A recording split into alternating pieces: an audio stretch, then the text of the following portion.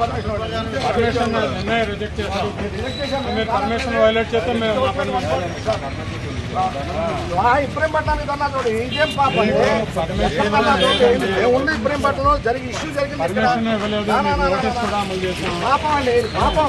ఇంత అన్యాయం ఎంతకాలం అండి. అరే దొంగతనం జరిగింది, దొంగతనాన్ని అరికట్టండి అని చెప్తే దొంగతనాన్ని కాపాడడానికి పోలీసు వ్యవస్థ మొత్తం చూడండి వేళ్ళు మనుషులు బతికే పరిస్థితి లేదు ఇక్కడ. దొంగతనాన్ని కాపాడడానికి ఇది ప్రజాస్వామ్యం.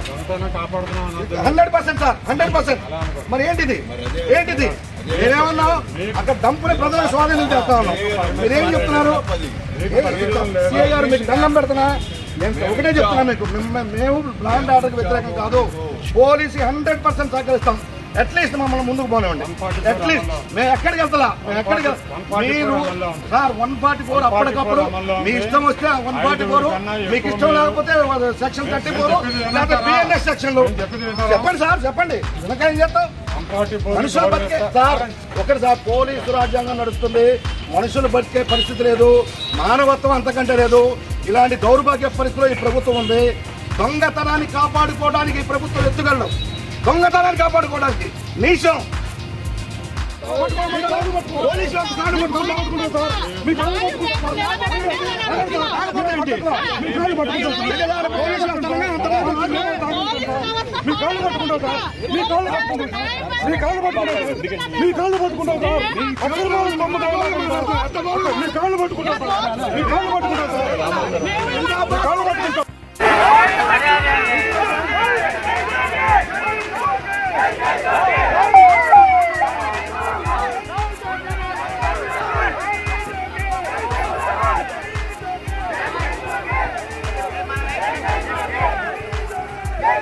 Go!